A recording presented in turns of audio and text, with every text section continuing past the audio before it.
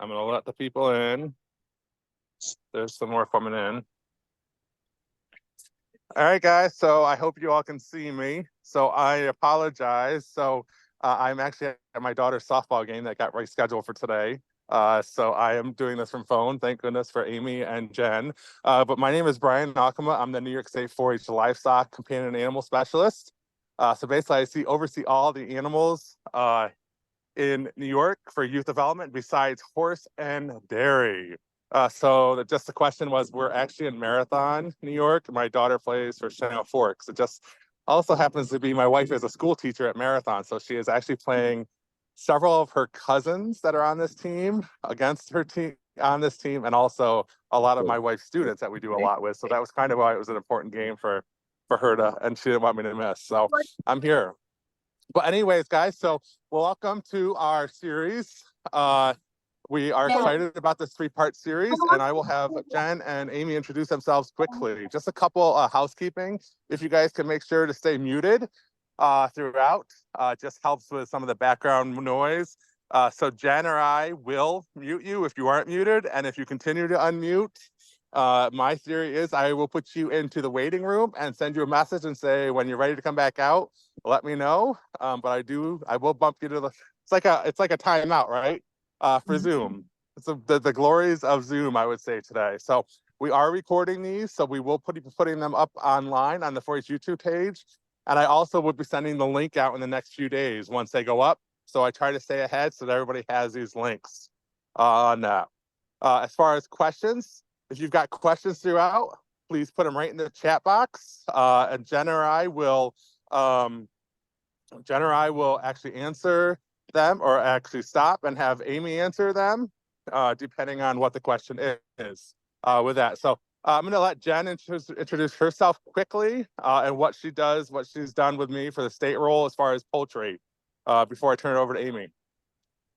Hi, everyone. My name is Jen Schwab. I'm one of the 4-H educators over in Livingston County. So last year I took on leading and coordinating the poultry judging contest up at the state fair, which kind of came to because we had a team from Livingston County here go to nationals to compete a couple years ago. We also traveled to nationals for Avian Bowl, both barbecue contest and the Egg Chef Challenge. So super excited to continue with that at the state fair. So this year's contest will actually be on Friday, and I think it's August 30th. Friday, and it's at 9 o'clock, 9 or 9:30 in the morning, and we do it with FFA, so it's a joint venture between 4-H and FFA. So kids that are in 4-H can double dip. If they're in 4-H and FFA, or FFA kids can double dip to do both contests. So mark that on your calendar. We're super excited to have that. So with that, I'm going to turn it over to Amy. I'll let her introduce herself and then start the presentation. But again, make sure questions go in the chat box, and we'll do our absolute best to answer everybody's questions tonight. Alrighty, here we go. So welcome everybody. My name is Amy Barkley. I work for Cornell Cooperative Extension as a livestock specialist in the Southwest region of the state, highlighted there in red. So what is my job? I am one of 4 statewide regional team folks, and I take information from the university, distill it down, and put it into information that we can use on farms and homesteads. I focus in livestock, so I do anything with legs and wings, except for dairy cattle and horses. I also don't do fish. I have had a couple of requests for fish. I don't particularly do those, but anything else is on the table. So I'm a person of many hats. My passion, though, is poultry. So I am a poultry scientist by training. I grew up on a small farm in northeastern Pennsylvania, north of Scranton. If you've heard of The Office, that's pretty much my hometown. And we did all sorts of hatching of different poultry during my whole time growing up, selling eggs, selling chicks, selling live birds, that sort of thing. What? And I ended up going to Penn State University to pursue a degree in animal science with a minor in poultry and avian science. Penn State is one of the universities that still has a residual poultry science department, and they have a really strong judging program. So while I was there, I ended up going to the Poultry Expo in Atlanta, Georgia. If you have that opportunity, I highly suggest that you go. And I got involved with a lot of research there. One of the other things that I did was join Penn State's poultry judging team. So kind of similarly to what you all do. It contains the same basic information, but the main difference is that we all go to a national level immediately. So each team at each university trains. They send 4 individuals and an alternate to the contest. There are 2 contests, one in Arkansas and one in Louisiana. And then you compete twice, and that's all you get as a student in college. So if you have this opportunity, highly suggest it. If you know the name Phil Clower, that probably rings a bell. Phil was my advisor, and I taught under him. So past production hens are one of my passions, one of the things that I was good at when I was a judge. And so I'm looking forward to sharing that information with you this evening. What we're going to cover is what a past production hen is, because that title can be a little bit misleading. Then we're going to go into identifying the features of what makes a good producing hen. Because honestly, what this contest is doing is it's testing your ability to say, out of a lineup of 4 birds, which of these birds is in the best productive state of its life? Which bird has produced the most eggs in its lifetime? And that's how you're going to judge the class. So we do that through identifying features, and we'll talk about those for the majority of tonight's presentation. And as I'm talking through those features, I'm going to discuss a little bit of the biology behind those features. One of the big things about this judging opportunity is that you do have to provide oral reasons. So you have to say to the judge, I placed the birds in this order, and this is why I put them in this order. So you can't just put them in the order and leave. You've got to give reasons. So hopefully I'll give you some tools to help you identify some wording so that when the judge asks you, hey, why'd you place this class this way? You can immediately tell him or her. No, that's not your seat. Come on. So before we get started tonight into the depth and bread and butter of this, I want you to think about one thing that you'd like me to answer today. That can be anything in the world of chickens, in the world of past production hens. Go ahead and write it down. You could type it in a text to yourself on your phone or just think about it. And if I don't answer it throughout the presentation, make sure you pop it into the chat so I can get it answered. Let's start with what a past production hen is. It is a living laying hen. Put those away. It's not an animal that is past its prime necessarily. It could be a bird that's just starting to lay. It could be a bird on the end of its lay or somewhere in the middle. The only thing is it's live. And we have 2 different breeds of chickens that lay commercially in the United States. Those are a white leghorn and a production red. The production red's a crossbreed that lays brown eggs. White leghorn obviously lays white eggs. And I'm assuming that some of you have some of these breeds at home. So leghorns are self-evident, but Isa Browns, Bovin Browns, Red Stars, Cinnamon Queens, they're all production red type birds. So that's the kind of bird that you would be judging in this class. More likely than not, it's going to be a white leghorn. But tonight, I'm going to show you the difference between both kinds of birds so that you can, if you see red birds, you're not going to be thrown off. Most of the time it's going to be white, but sometimes they could throw in red. So as I shared, you're helping to judge a class and place the birds by the number of eggs they've laid. And if there's a tie, you will then break that with which of these 2 birds is the most productive and will have the best capacity to lay the most going forward. Seems easy enough, right? So to do this, we're going to look at past production factors and current production factors. And those are actually 2 separate categories. Past production factors are mostly pigment losses. So chickens have these carotenoid pigments. Have you heard of carotenoids? They're the color that makes our skin colorful. They're the color that makes, or they're the substance that makes yolks colorful, or if you raise pasture-raised broilers, the skin will be yellow because of carotenoids. And over time, as that hen lays, she's going to lose some of that pigmentation in her body, in different body parts. And we can see that as people. So that's what we're going to judge, is mostly pigment loss. And there's different parts of the bird, and they lose pigment at different rates and at different times. It sounds like a lot, but we're going to break it down for you. Once we take the past production factors and judge our birds that way, if there's a tie, like I said, we'll need to then look at current production factors. Those are, what makes that bird able to produce more than the other bird that is in that tiebreaker. And so we're going to look at things like the abdominal capacity. So how big their body is to lay eggs. How much fat is in their abdomen? Are they really chunky birds, or are they lean and fit and ready to lay? And what's their molt status? Have they gone through a molt? Are they going through a molt? If they're going through a molt, they're not going to lay eggs. So those birds would be graded lower. Interestingly, in these classes, hen health has nothing to do with the class. Of course, you can bring it up. You can bring up factors like, just say a bird in molt has a weaker, droopier comb. They may look a little bit unhealthier, but the health of the bird is not going to impact your class ranking unless there's a feature on that bird that impacts that class ranking, if that makes sense. So just keep that in mind. You will probably see birds that are from a caged operation during this classing. It could be a cage-free, but likely caged. Don't be surprised if you see birds that are missing a lot of feathers, that look very light colored, that have some scratches, or that look a little disheveled. That's perfectly normal and isn't a factor when you're judging those birds for health. Because you're not judging them for health, you're judging them for production. Okay, so let's talk about the order of importance. This is just reiterating what I just said, but I'm a fan of reiterating things multiple times to see if they stay. Hi. With past production hens, we're gonna look at pigment loss first, then abdominal capacity, fat condition, and then molt. So take this order of importance and just ingrain it into your head. This is honestly the hardest part of past production hens, is remembering what order these things go in. So pigment loss, we're gonna talk about all the pigment loss stuff, abdominal capacity, abdominal fat condition, and molt.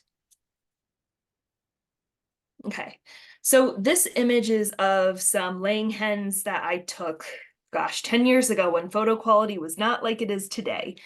But it does give you a good overview of what these birds may look like. These are birds that are probably about 50 weeks into lay, about halfway through their lay cycle. You can see that, let me put a laser pointer on here. You can see that they're kind of lightish color in the comb. They're big combs, but they're lightish color. They're missing feathers on their necks. Their tails are a little ratty. Their backs might be a little ratty. See, this one's missing some feathers all over her body. And this is a cage-free setting. This is perfectly normal for these hens. These hens are healthy. We're not judging them on feather condition. Okay, just so that you can get an idea of what you might see in those cages.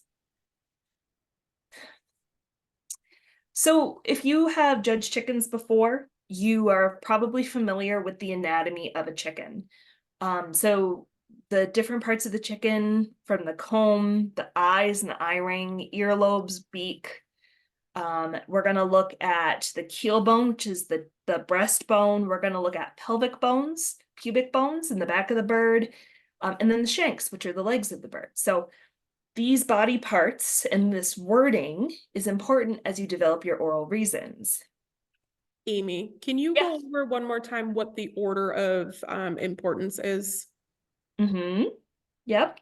So for order of importance, it's first pigment loss. We're going to talk about that a lot more, and it's going to stick in your head forever because we're going to beat it to death. So pigment loss. Then we're going to talk about how wide the bird's body is and what its capacity is to produce eggs. Then we're going to look at the bird, how fat it is in its back end. So sometimes, if you're familiar with it, the chickens will put a lot of fat in their bum area, and that'll feel like a really tight water balloon. So depending on how much fat they have will indicate how well they're laying. And then molt is a final tiebreaker. Very rarely are you going to use abdominal capacity, fat condition, and molt. 95% of the time, you're judging a class based on pigment loss. So good question. All right, and here is where we get into pigment loss and pigment loss and pigment loss. We're going to talk about this for probably the next 25 minutes or so buckle up. All hens are going to start out with bright yellow pigment all over their bodies. As they're growing and developing, they are adding this pigment into their body. It's kind of getting stored away, and it shows up as yellow. That is for both Leghorns and the production red breeds. As they start to lay, they're going to lose pigment in this order. And this is another order that you'll need to memorize. So, and we're going to go through these one by one in the next slides, but they lose pigment first in the vent. So as they start pushing eggs out, that's going to stretch that cloaca, that vent hole, and then it's going to lose the pigmentation probably within 5 days of beginning lay. Then the bird loses pigment right around the eye ring. So birds, kind of like us, they have bony structures around their eyeballs, and it's called an eye ring. It's covered with skin, and that skin has a yellowish hue. As the bird lays more, that yellow hue goes away. The next is the earlobe. I think the earlobe is kind of a hard thing to see in a production bird in terms of its coloration. I'll show you why in the images that follow, but the earlobe is either bright red in a production red bird or white, kind of like an oystery shell white in a leghorn. And there is some yellowy pigment that might be found around the earlobe, and that will also be lost as the hen furthers herself into lay. After the earlobe pigment's lost, then we'll go into the beak. So it starts in the corner of the mouth and goes out to the tip of the beak. So the color will disappear where the beak meets the face. And then as the hen lays, the pigment will go away from the beak, go away from the beak, go away from the beak until the beak is more on the white end of the spectrum versus the yellow end of the spectrum. Next is the bottom of the foot. So kind of like how our the pads of our hands are lightish in color, birds are a little bit lighter than the top of their feet. And this is especially true as they lay more and more. So the bottom of the foot is going to have yellow pigment that goes away after the beak pigment goes away. Jen, I see that Chloe has her hand raised. Yep, I think Chloe, if you want to put your question right in the chat would be great. Thanks, Jen. I'll keep Okay, going sounds until- good. Yep, I'll keep talking until your question pops up in the chat, if that's okay. All right, so the bottom of the foot, and then next is the whole shank. So if this is a chicken foot, I'm hoping that shows up well in the image. This is the knee where it attaches to the drumstick. This portion of the leg that attaches to the foot will then start to lose color. And frankly, that's probably where most of the hens that you're going to be judging are going to reside. They've already lost the vent, eye ring, earlobe, beak, and bottom of the foot pigment. And it's likely that they're starting to lose pigment in their shanks as well. Then next is the hock and tips of the toes. So we will look, or the tops of the toes. So we'll look lastly at the tops of the toes. That's the last place they're going to lose pigment. And we'll show some pictures of that in a moment. And Amy, the question is it possible for them ever to get their pigment back after they've Yes. Yes, it is. So this is, I will have a slide about this to reiterate, but this is just a cool question. So a hen will lose pigment as she goes into lay. If she goes into molt, or if she gets sick to where she stops laying, or if there's something else that throws her out of lay, what's going to happen is her pigment will start to come back, and it'll come back in the order in which it disappears, right? So the hocks and tops of the toes will come back first, and the shank will come back, and then the foot will come back, and finally at the end, the vent will come back in terms of color. If you're looking at a class and you see that there is more pigment in that bird, but the birds all look the same age, it's probably not age related and probably something disease, nutritional, or molt related. If that's the case and the bird is gaining color back, that bird is still going to be classed lower than a bird that's lost all of her pigment, because a bird that's not in lay has laid less eggs over her lifetime. So, excellent question. And real quick before you move on, Amy, what causes why does the pigment go away? Yeah. So I haven't read an answer for that, but from the biology of the bird and what I understand about how the body works, my best educated guess, my swag, scientific wild guess, is that as the bird is putting pigment into her yolk, she's pulling it from other parts of her body. So she can pull some of that from her diet, but some of it's pulled from her body. Additionally, things like the vent, for instance, part of that is just stretching of the skin the skin gets recycled over time. So kind of like the skin on our hands, if we scrub really hard under the water, sometimes we'll get skin that comes off. It's kind of the same when a hen lays an egg out of the vent. That skin sloughs off and there's lighter skin underneath that isn't as it isn't as dark. So that's why we lose vent skin color first. So that's my swag. Okay, so let's talk about pigment losses. What I've done for these images is I have pulled a 9-week-old pullet, so a bird that is young, has never been in lay, and a bird that I have from my laying flock that has come out of a molt for the spring, older bird, has been in lay before, but about 3 months into lay now. And those are going to be the comparisons that I'm going to give just so that you can see the stark difference between the two. When you're judging a class, I can almost guarantee that, and Jen, correct me if I'm wrong, but I can almost guarantee that you're not going to see a really young bird and a really old bird in the same class, because that's a really obvious difference and that's going to be really easy to place. You're likely going to see birds that are more similar in age. But for this example, and to show you what I'm talking about, I wanted to show you these two very different ends of the spectrum so you can get into your head, what are we looking for? Okay, so the younger bird's always going to be on the left side of the screen. The older bird's always going to be on the right side of the screen. I'm going to go leghorns and then production reds, leghorns then production reds, so that we get to see both. So let's start with the vent region of a leghorn. This is a young bird, has never laid an egg. In addition to the vent being teeny tiny, probably about the size of a dime, you can see that there's some yellow pigment right around the lip of the cloaca. And that's that yellow pigment that we're talking about that's lost within the first week or so of the bird going into lay. On the right-hand side, we see our older bird, and she has completely lost that pigment. So she is pinker. She's white where the yellow may have been. She's redder because she's older. You know, her skin's a little redder. But that pigment, that yellow pigment loss is what we're looking for. When we look at a production red, see how you can still see that yellow pigment right under where I'm circling?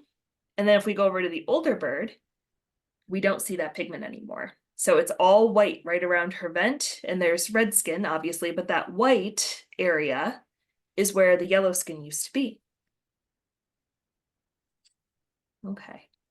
Next, we're going to go to the eye ring.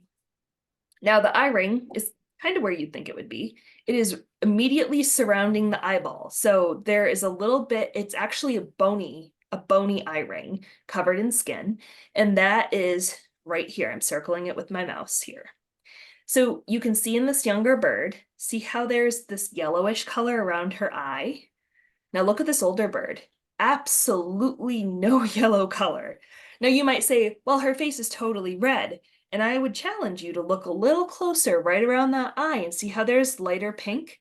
That lighter pink was that yellow color when that bird was coming into lay and ramping up lay. So she did have that color and it went away. This is a production red. I think the pigmentation might be a little bit harder to see in this image because of the way I took it, but you can see around her eyeball, there's a yellowish color pigment. And then around the adult, right around the inside of that eye ring, it's white. So that bird does not have pigment around her eye ring. Now, I wasn't able to find a picture of a bird somewhere in transition. It's pretty much going to either be there or it's not. And one of the other big things I should mention is when you're judging a class is take that bird wherever you need to in the ring with permission to see it, what you need to see properly. Sometimes the birds will be in shadow. Sometimes you'll be under a really bright fluorescent light where maybe half of the birds are under the light and half of the birds are not. If that's the case, you're going to have a really hard time seeing some of these pigment differences. So what you can do is you can move the birds wherever you need to see them in the same light. So just say there's a bright fluorescent light above birds 1 and 2, take them out of the cage, evaluate them. But then when you get to birds 3 and 4, bring them back to that area and take a look at the birds the exact same way. That's going to give you the most fair comparison across 2 birds. Amy, we've got a couple questions Sure. here. What would cause different breeds to lose pigment at different rates? So somebody's wondering, none of their birds seem to have lost any pigment. So if you can speak to that. Yeah, how old are the birds would be my first question. If they're not in lay, they're not going to lose the pigment. The second question is, where exactly are you looking in that bird's face or on that bird? If the birds haven't lost the pigment yet because they haven't laid enough eggs, obviously you're not going to see pigment loss. But you may also be looking in the wrong place, if that makes sense. So we're going to look at a couple more things. What I'm doing in this presentation is going sequentially, right? So we lose in the vent, we lose in the eye ring, and we're going to talk about the next step as we go through. If you start seeing pigment loss, just say in the shanks, you know that there is no pigment in the eye ring and no pigment in the vent because the pigment's already been lost there, right? It's additive. You lose, you lose, you lose, you lose. And then when you gain, you gain, you gain, you gain, you gain. So I would say that maybe you're comparing a bird in molt to a bird that's not in molt. You could be comparing a bird that just hasn't laid enough eggs yet. It's really hard to tell, and I'm really sorry I can't give you a definite answer.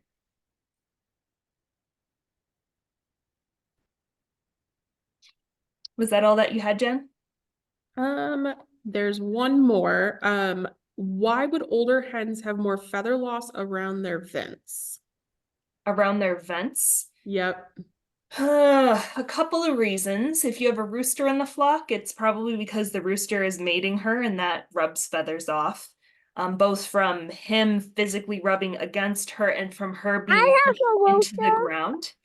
And I mean, that's the primary loss. And then if your bird has mites, that can be irritating. And so the bird will reach around and pull out her feathers.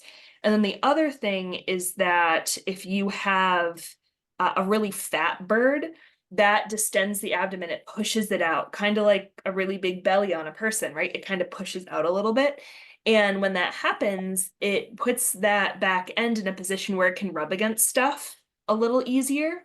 And when it rubs against stuff, you lose feathers. So there's a bunch of reasons why that can happen. Good questions. Appreciate you guys. Okay, so let's talk about earlobes. This is number 3 on the list. So we talked about vent loss, eye ring loss, and now we're talking about earlobe loss. So earlobe loss is hard to see. I'll admit I'm not good at this part. This is why I usually skip earlobes, but it is actually part of this, and the judge will probably want to hear, okay, the bird has lost pigment through the earlobes, if indeed that bird has lost pigment through the earlobes. Now, in these two birds, you can see this is the earlobe in this bird right here. The earlobe is generally located behind and slightly under the hole that leads into the head, which is the ear itself. So in this bird, they're covered with feathers. So in this bird on the left, we have the earlobe here. This bird on the right, we have the earlobe here. And so what we're looking at for the earlobe is this little patch of skin right under the ear of this young bird. And in this older bird, it's developed into this porcelain colored earlobe. So in this younger bird, she hasn't developed that porcelain color yet. If she's near lay or has been in lay, it's going to be porcelain. So it's going to be really hard to see. Where I would look for the coloration, an earlobe is right around the sides. So we're going to ignore the girl on the left because she's young. We're going to imagine that we're looking at only at birds like the one on the right. And so right around the back edge-ish of her earlobe, maybe around the top of her earlobe right here, we might see some pigment, if there is any pigment to be seen. Do I see any pigment in the image of this bird? I don't, but I also know she's 3 months into lay and should have lost that pigment by now. If we look at a red bird, so in a very, very young bird, you can see some of the pigmentation in the earlobe. It's very small earlobe, but it's right there. And as that bird matures, she's going to have a larger, longer earlobe, and the coloration, if there's any of this yellow coloration, you're going to see it right along the inside edges of the earlobe where it attaches to the face or where it attaches to the neck. So that's where you're going to look for those. Okay. Okay, so we've done the vent. We have done the, oh my gosh, eye ring, then the earlobe, now the beak. Okay, so the beak is the next part that loses color. And the biggest thing to remember is the bird is going to lose color from where the beak attaches to the face and then out towards the tip of the beak. In a young bird, or a bird that's not in lay, she's going to develop a store of bright yellow pigment in her beak. And like I said, she's going to lose that over time. This bird is an older layer, but she's gone through a molt. So she did bring some of that color back into her face over that, few months that she was out of production. And you can see the tip of her beak is actually a little more yellow than by her face, right? So we can kind of see that biology in action in this particular bird. Now, was this beak brighter yellow when she was in molt? It was. But I would say that she has lost sufficient pigment in the beak where if she was compared to another bird, they'd probably, be pretty similar in terms of their pigment loss. But that is that in a leghorn. Leghorn beaks are totally yellow, by the way. Production red beaks have brown in them, so it makes things a little trickier to look at. And when we're looking at the beak of a production red, we're not looking at the overall brown parts. We're looking at just the whitish parts. So you can see in this little girl's beak, the pullet on the left, she has yellow pigment basically on the bottom half of her beak, the tip of her beak, and near her face. You can see that really well. Now on this older bird, you can see she's lost coloration through the tip of her beak. So if you look between the younger bird on the left and the older bird on the right, the older bird on the right has almost a white beak, whereas the bird on the left has more yellow in the white parts of her beak. Hopefully that makes sense. And this is a pretty easy indicator when you're looking to compare between birds. So I would say that the other three things that we've looked at are probably all going to be faded out by the time that you look at a class, unless they throw a pullet in there, which I'm not throwing it off the table, but for the most part, we're gonna, from here forward is where we're gonna see most of those color differences.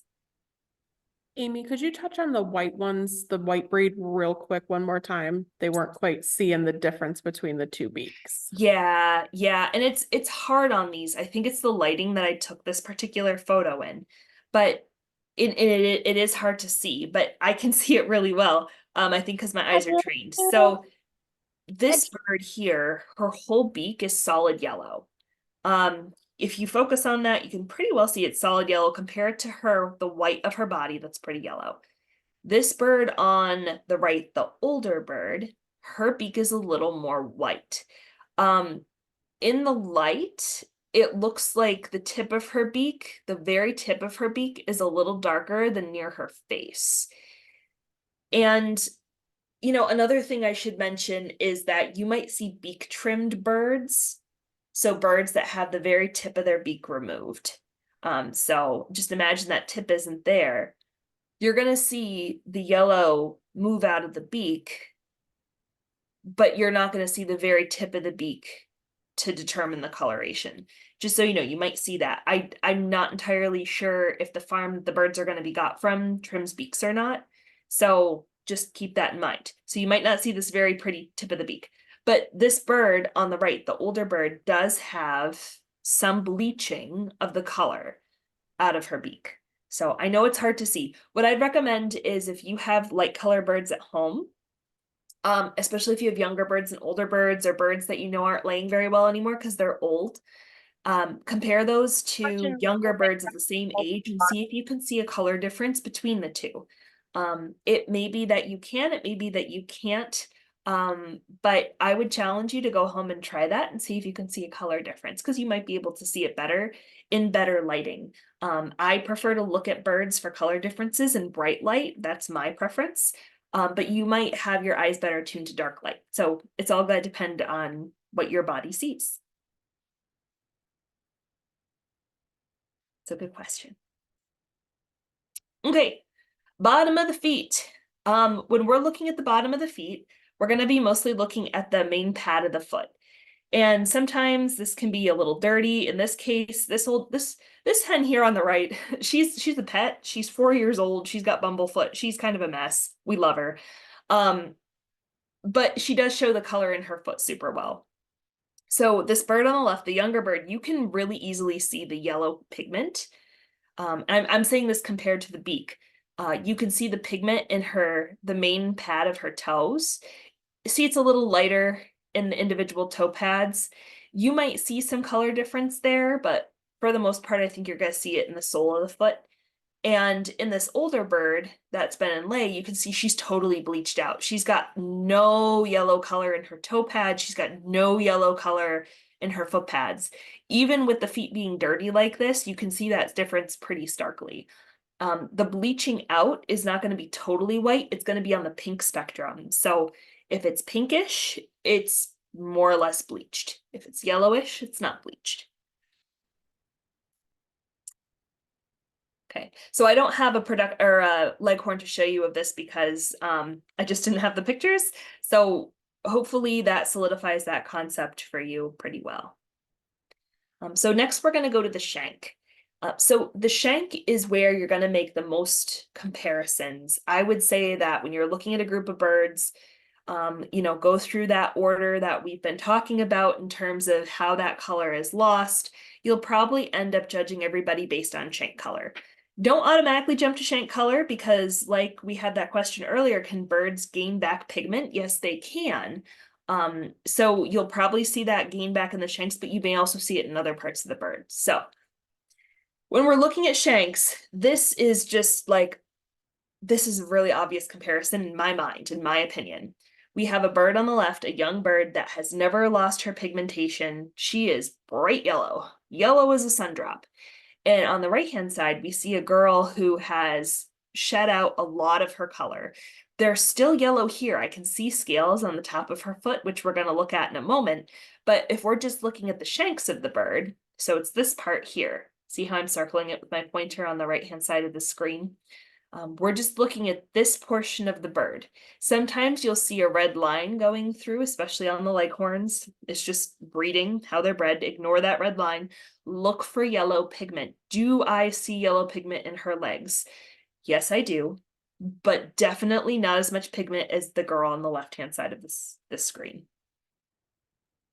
Amy, how would you judge loss of pigmentation in birds that either have black legs or if it's a breed such as and I'm going to probably not say the name right, but Ayam Samani? Yeah, so the question I'd throw back at you, Jen, is are those birds that you've seen in the judging ring? Because my understanding is that they only do production reds and white leghorns. Like they don't throw those other breeds in. Yes. And so for those of you, I guess, that are on this that are wondering, so at the New York State Fair, we will be judging white production birds to help make that a little bit easier. That's great. Yeah. So that's part of the reason why we're doing this. So the whole premise of this judging contest is to help you understand what we're looking for in a commercial setting. So if you end up graduating from high school, college, and say, I want to work in the poultry industry, the breeds that you're going to see are these two breeds, the white leghorn and the production red.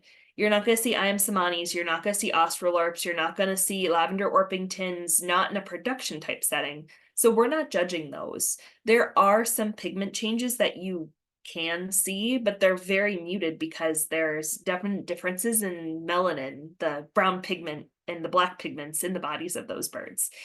That's a wonderful question and a very important distinction to make. So the good news is that you'll have easy birds to judge and that you'll see these pigment changes really easily in contest. So this is a red bird. We're comparing the young girl on the left to the old girl on the right.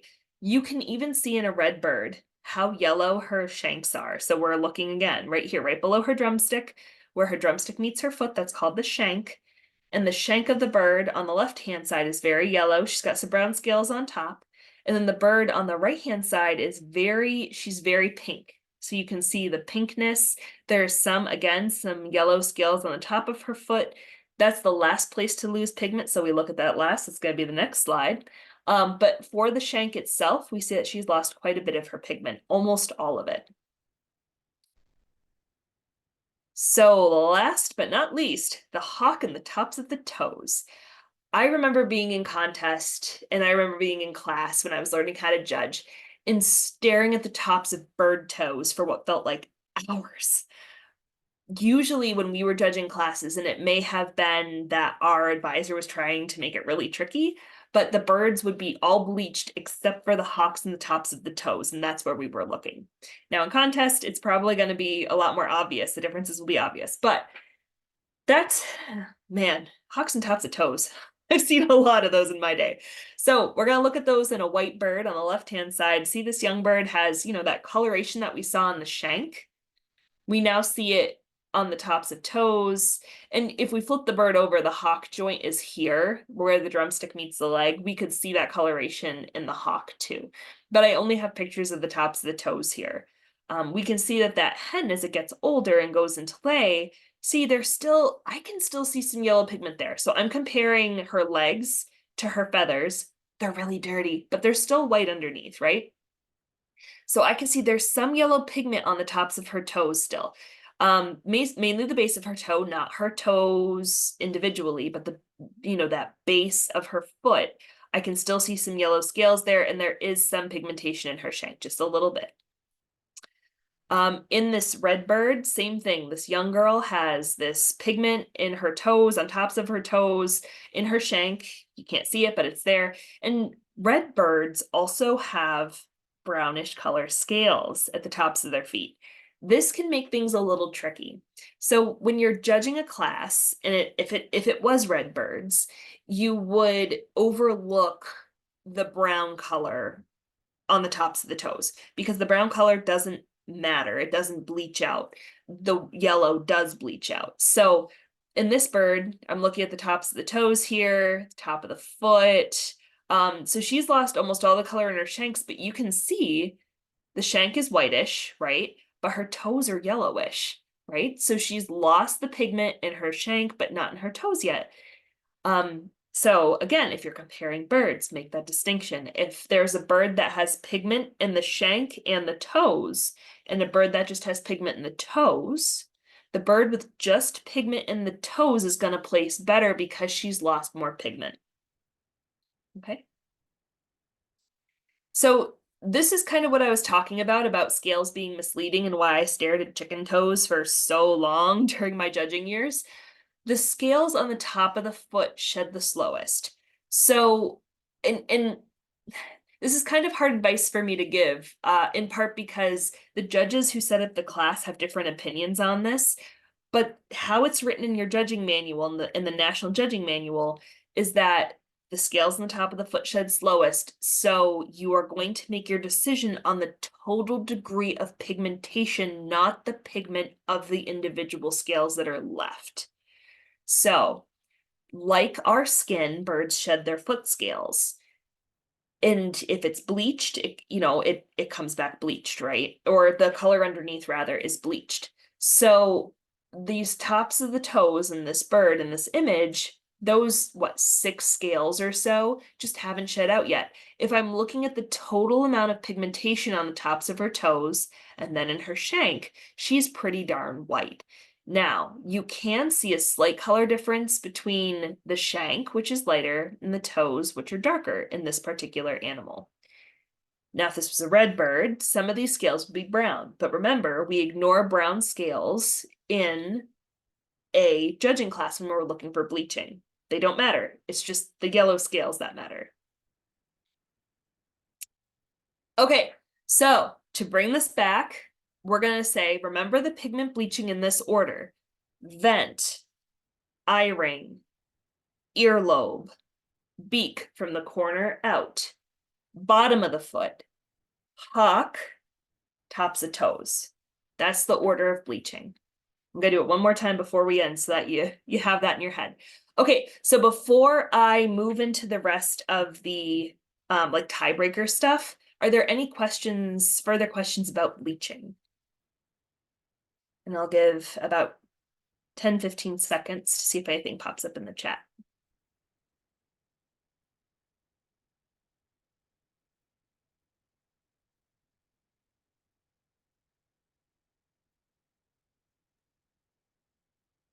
Danielle, if you can give us just a little bit more detail on what your question is about the shanks.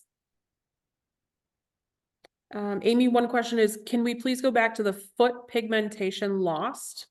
Mm-hmm. This guy? Is that the right one, Emma? I meant the one about the scale. Sorry, it wasn't Oh, clear. that's okay. Okay. Like this one? Yes, that one. Thank you. Yeah. And do you have an exact question on that? Oh, you just want to take notes. Yeah, I'm just taking notes. Gotcha. And just so that you and everybody else on the call knows, I did send Brian and Jen a copy of this presentation, so I'm sure they'll be able to send that out to you too, so that you can take extra notes. But I'm a note taker too. And I think the only other question that came through that we've got enough detail on is in when you were looking at the combs and the face picture, they're wondering what caused the combs to be different sizes within those birds. Is it just the age? Is there a little bit different in the breed coming through? Oh, between like the red bird and the white bird? No, the different ages within the white bird. Oh, yeah. So that's back to biology. So the pullet that's 9 weeks old in this image does not have any of the circulating egg-laying hormones in her body, which cause the comb to get a lot of blood flow and to plump up. And you can also see that her wattles aren't there and her earlobes aren't there. That's all going to be dependent on the flow of estrogen through her body. She's 9 weeks old. She's not going to start getting the estrogen pumping until she's like 16 or 18 weeks old. Maybe on the younger side, 14. So that's what the difference is. The difference is age and hormone levels. Awesome. All right, and I think that is gonna be it. Okay.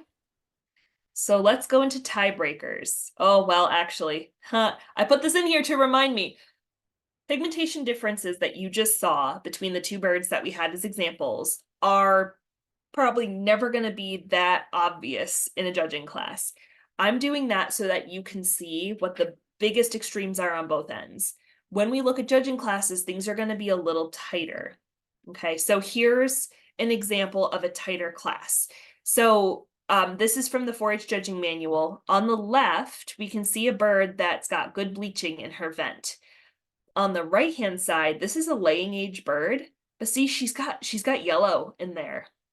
So the vents look the same, with the exception that the vent on the right has more yellow color in it, right? So in that case, the bird on the left with less color is going to be placed higher than the one with the yellow, because that means she's bleached out that color, she's laid more eggs in her lifetime. Here's the eye ring. And so this goes back to the question about what if a bird stops laying? What happens? Does the color come back? Yes. So the bird on the right-hand side, see how her comb's droopy and her wattles are kind of droopy? This bird looks like she's going through a molt, and she has gained back almost all of her color. So remember, vent, eye ring. Vent loses first, then eye ring. So she's almost all the way back to full pigmentation.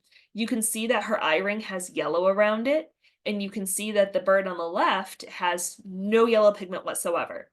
So if you're going to place between these two birds, you would place the bird with no pigment around her eye higher than the bird with pigment in her eye, because the pigment has bleached. Bleaching is good. She's laid more eggs. And then another note, if you were going to give an oral reason for this, you can say the bird on the right-hand side appears that she has gone through molt. She has reacquired pigment in her eye ring. And for that reason, I'm placing her above the bird on the left, for instance. We'll talk about those reasons and things next week, but that's just giving you a sneak peek. All right, topads and shanks. So these birds are about the same age. We don't have a pullet versus non-pullet. Another thing you may see in these birds, if they're caged birds, is they're going to have really long toenails. Again, that's not a sign of health. That's not a sign of lay. It's just some have long toenails because they're in cages and they can't scratch them down. So when we're looking at these two birds, to me, it seems pretty obvious. And let me know if you can't see it. But the bird on the right-hand side has yellow pigment in her toe pads And she's starting to get it back in her shanks too. Okay, we can see that. And the bird on the left, totally white shanks, white toe pads. There's still some color in there. So what I would say is the bird on the left, because she has less pigment in her shanks and in her toe pads, places over the bird on the right because she's laid more eggs in her lifetime and bleached out more of her pigment. Here's an example of shanks and tops of toes, but we're going to focus on shanks for this one. The bird on the left-hand side, remember, these are those scales that are, sneaky and they shed off last. So let's look at overall pigmentation. The bird on the right-hand side where my laser pointer is has more yellow coloring in her shanks than on the tops of her toes. So in this image on the left, we see that this bird has whiter shanks. So in this case, the bird on the left-hand side is placed over the bird on the right because the bird on the left-hand side has more bleaching of her shanks and the tops of her toes than the birds on the left. Even though she has these brighter yellow scales, ignore them. It's overall bleaching of the leg. Amy, if a bird completely loses all of their pigment, does that affect the eggs? No, it shouldn't. I haven't known it to. At that point, if we're thinking about yolk color and stuff, most of that's gonna come from the diet and be modulated over time. So yeah, no difference in egg quality there. Okay, let's talk about some tiebreakers. Let's look at what time. Okay, so I've got like 5 or 10 minutes to talk about this, but this will be pretty quick. So abdominal capacity. When we're looking at birds, they have this whole wide area in their body. The whole thing's the abdomen, kind of like ours, right? From our chest to our legs. And in that body, they're able to store all of their organs and their egg-laying equipment. This is the oviduct, the pink thing. And the yellow things are the cluster of grapes that, well, it's cluster of yolks, but I think of them as a cluster of grapes up inside the body that develop and release into the oviduct, right? The egg-laying equipment. And the bigger and deeper the body of the bird is, the more capacity she has to continuously lay, to lay larger eggs, to lay more eggs. So for that reason, the next thing after pigmentation is abdominal capacity. We're going to look at the pubic bones and how far the breastbone is, the bottom of the breastbone, from the pubic bones. So the pubic bones, I sometimes interchange the word pelvic, which is why I put it in there, just so that you know what I'm talking about. But you're going to use pubic as your oral reasons if you're going to use this. So the pubic bones are on either side of the vent. So the vent's in the middle and the pubic bones are on either side. And if you feel on the back of a bird, they're going to feel like two protrusions. They're going to like stick out. And we're going to measure in between those and then below those. And I'll show you some images about how to do that. The breastbone's really easy to find. It's on the front of the bird and it goes down from the chest all the way down to the vent. It doesn't come all the way up to the vent unless the bird is really young. As the bird lays more eggs, it's gonna stretch and split apart, right? So pelvic bones, and then up underneath comes the bottom part of the breastbone. And we can see this a little easier in this image. So in this image, this is from the 4-H judging manual. There's a pelvic bone here. You can't see it, but a pelvic bone here and a pelvic bone here. And then right about where this man's knuckles are, this is where the cloaca would be. And so you're going to put your hand underneath those two bony protrusions on the left and the right. And right here between the legs on the bottom is where you're going to feel the bottom of the breastbone. And so you're going to use your fingers to measure how deep that bird is.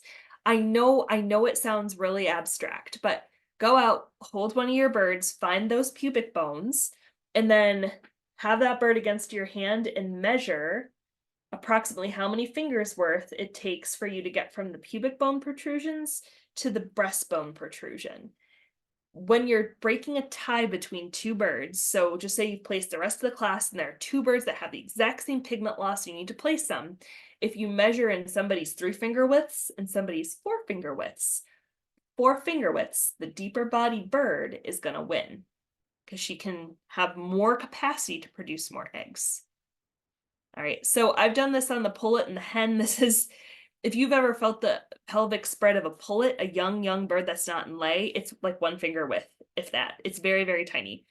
And in these bigger birds that are in lay, it's like 2.5 or 3 fingers width. This is what I'm doing here is defining the spread between the pelvic bones. So we already saw measuring the capacity from the pelvic bones, cloacas in the middle, to the breastbone, the bottom of the breastbone, right? So if all that's even, we're going to look at the pelvic spread. So how wide are the pubic bones? How wide are the pubic bones apart? 1, 2, 3 fingers, whichever has the bigger fingers is the winner, right? And the pubic bones will spread as the hen comes into lay. As those hormones start circulating, she'll expand how wide those pubic bones are. And if she goes into molt, there are some hormones that go away that cause the pubic bones to constrict towards each other. So you can sometimes tell when a bird's in molt. You know, there's other ways to tell, but one of the ways are the pubic bones closer together than they have been in the past. And so when you're judging a class, a bird that has a shorter distance between her pubic bones, maybe 2 fingers, is going to be placed below a bird that has maybe a 3-finger spread or a 4-finger spread. We're actually going to go through how to do this next week. I'm going to put my hands on some birds and show you. So it's a little bit better than the images, but that just gives you an idea of how to do that. This is called body depth, and this is something that I've used in pullet judging, but I think it's also good for use in laying hens. I am judging how wide the body is. So this is kind of like the same thing where we measure from the pubic bones down to the breastbone, the edge of the breastbone, but instead I'm measuring the whole abdominal capacity with my hand. Now my hands are big enough that I can do that, and maybe it's difficult for you to do that if you've got smaller hands. So this might not be something you want to do, but I want to throw it out there in case you do want to do it. So you hold the bird upside down by her shanks, and then you wrap your hands around the bird. So you put your finger in the middle of the back, wrap your hands around, and depending on how much your fingers wrap around the bird will tell you how deep her body is. So the bird on the right-hand side, she goes the full spread of my fingers. She's a hen, she's in full lay, she's a good layer, full spread. This pullet is like the opposite end of the spectrum where she hasn't come into lay yet, nothing spread apart.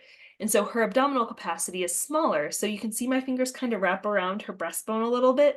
So see how wide my fingers are spread, like top to bottom. So they're like this versus the pullet, which are like this. So she's smaller. So if I had to place this, I would, and everything else was the same, I would say that this bird on the left places below the bird on the right because her abdominal capacity is less. Okay, so if we've taken a bird, judged it on leaching, they're the same. Abdominal capacity, they're the same. The next thing that we do is look at the amount of fat in their back end. And actually you can see the feather loss between these 2 images. So this one's a little grainy, a little hard to see. But so what this person's doing is they're pinching the fat underneath the vent. So the vent is right here, the cloaca. And then this person is pinching the fat, and you can see that there's a good amount of fat that they're pinching on this bird on the right, and on the left, there's almost no fat that they're pinching.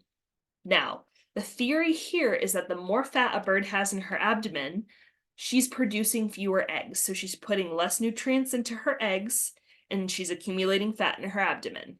That's what this is. So if she's got less fat, she's lean and trim and laying more. If she's got more fat, she's weighing a little less and packing on the pounds. So if we're going to place this class, a leaner bird, everything else equal, a leaner bird is going to be placed over a fattier bird.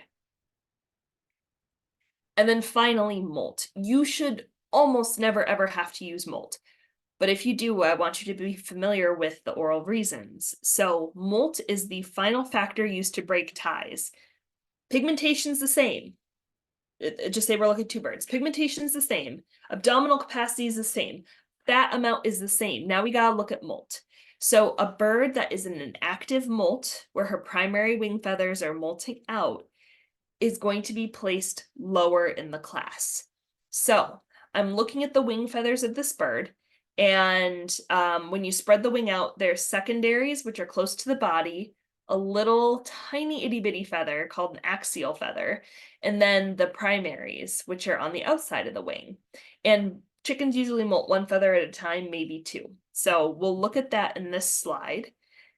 So in this slide on the left-hand side, we see the primary feathers are numbered 1 through 10, and we see the little axial feather, which separates the primaries, which is what we look at when we judge this class from the secondaries. Okay, this bird is not in molt. This bird, on the right-hand side, we see her axial feather separating the primaries, labeled 1 through 10 from the secondaries. And in this class, we see that feathers 4 and 5 are in the process of growing back, which means she's already lost feathers 1, 2, and 3, and they're fully grown back. She's in an active molt. So if I was going to place this class, the bird that is not in molt is placed higher than the bird that is in molt. Okay, so again, beating a dead horse, but it's really important. Remember, if the bleaching between the two birds is identical, your next order is abdominal capacity. So what's the capacity to lay eggs? Abdominal fat, how much fat is in her abdomen? And then finally, molt. And one more time to bring it home, remember the pigment bleaching. It goes vent, eye ring, earlobe, beak from the corner out to the tip, bottom of the foot, hock, tops of toes. Okay, I'm done having you memorize lists. So thank you for coming to this talk. Coming up next week, we're gonna go through some handling of production hens. I'm gonna put some of my hens in cages, and we're gonna show you how to handle them, how birds typically interact when you're working with them in cages, and then how to do some of these comparisons and how to hold the bird while doing these comparisons. We're also going to evaluate some of the production factors themselves, and if we have time, I've got to see how everything lines up, but I'm going to show you an example of placing some classes, and that's probably going to be me coming back to the computer and doing stuff on the computer versus doing stuff in my garage in cages with birds. So that'll be Wednesday, May 15th at 7 p.m. Little sneak peek of what's to come. This is a judging class. So you can see that they've selected 4 birds labeled 1 through 4, and those birds typically have a leg band that corresponds with their cage number so that they don't get mixed up. And you will pull the birds out of these cages, judge them, and then put them back in the cages. So that's what you're going to be working with. If you want to read some resources that helped put tonight's lecture together, there's the National 4-H Judging Manual for Past Production Hens. The link is here. That'll go out to you as well. That's got some good pictures and some more detailed information about how to place classes. And that's all I've got for you tonight. Okay. So again, Well, thank you, and I will entertain any questions that you may have. Is there any questions, last minute questions? But definitely, if you don't think of them between now and next week, definitely bring them back, and we can move them on for next week too. I don't see. Are there any questions? I'm not seeing any in the chat. Oh, Emma, do you want to unmute yourself and go ahead and ask it? Okay, thanks. So I had a chick that I had to perform surgery on because she had an impacted crop. Mhm. And I know that it's not really, I know judging isn't really based on like how it looks, Mhm. but let's say that she was judged Mhm. like at my local fair. Mhm. Like I wanted to just have her judged for showmanship. Do you think that she'd get points taken off because she has like a bit of a larger crop due to the surgery? So showmanship is a little different than what we're talking about. If she was in a class like this where we're judging past production hens, it wouldn't matter at all. Doesn't matter because her health status doesn't matter. Now, Jen might be able to answer if the other class that she could be in would be affected. I don't know. Okay, thank you. Yeah, sorry. Yeah, and I'm not Okay. really too sure either. I guess it would depend on how much it affected her feathering, her condition. And I think, I guess with the stress affair, depending on how well she healed up, I think I might be a little bit hesitant to bring her. Okay, thank you. But yeah, it'll definitely be dependent on the judge. Okay. Any Amy, other did last you- minute Danielle, I see your hand is literally up. So this is kind of random, but we were talking about production hens, and I have this one chicken. I have a bunch of random breeds Mhm. that most of them I don't know, and one of them I've always said she's a production hen mix, but I don't know, like. She looks like a white rock. And then she has white feet too, which is like the pale feet. She could be an Orpington cross, like an Orpington White Rock. She could be a poorly bred White Orpington. It's kind of hard to tell without knowing where she came from, but she's a mutt. I don't know what she is, but she's a mutt. Most of my chickens are. Like I have Yeah. one that is a quote unquote Rhode Island Red. She looks a little bit New Hampshire-y to me, but People think she's Rhode Island Red, New Hampshire, that kind of thing, but when Mhm. she was a baby, she looked more like she had the stripes down her back. yeah. Yeah, and that And that that's could be not she could be a cross. Yeah. that's not Rhode Island Red like. Yeah.